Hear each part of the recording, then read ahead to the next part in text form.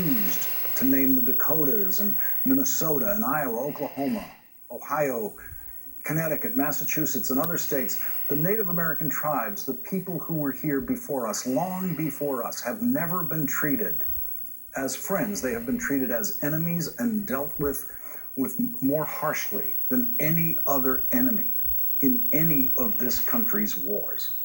After all of our major wars, we signed peace treaties and lived by those treaties. After World War II, when we made peace with Germany, we then did rebuild Germany. No Native American tribe has ever been treated as well as we treated Germans after World War II.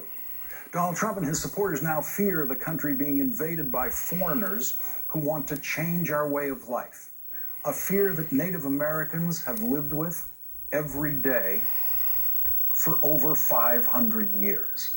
The original sin of this country is that we invaders shot and murdered our way across the land, killing every Native American we could and making treaties with the rest. This country was founded on genocide before the word genocide was invented, before there was a war crimes tribunal in The Hague.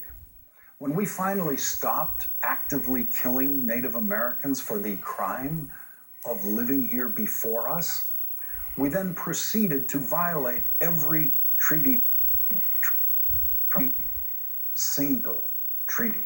We piled crime on top of crime on top of crime against the people whose offense against us was simply that they lived where we wanted to live.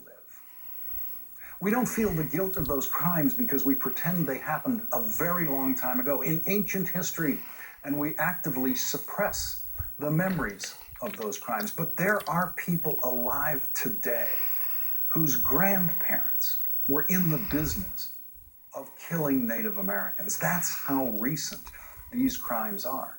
Every once in a while, there is a painful and morally embarrassing reminder, as there is this week in North Dakota, near the Standing Rock Sioux Reservation, where hundreds of people have gathered and camped out in opposition to an interstate pipeline being built from North Dakota to Illinois. The protest is being led by this country's original environmentalists, Native Americans. For hundreds of years, they were our only environmentalists, the only people who thought that land and rivers should be preserved in their natural state, the only people who thought a mountain or a prairie or a river could be a sacred place. Yesterday, a federal judge heard arguments from the tribes against the federal government's approval of the pipeline and said he will deliver his decision on whether the pipeline can proceed next month. There are now over 90 tribes gathered in protest of that pipeline. That protest will surely continue even if the judge allows construction to proceed. And so we face the prospect next month of the descendants of the first people to ever set foot on that land being arrested by the descendants of the invaders who seized that land, arrested for trespassing.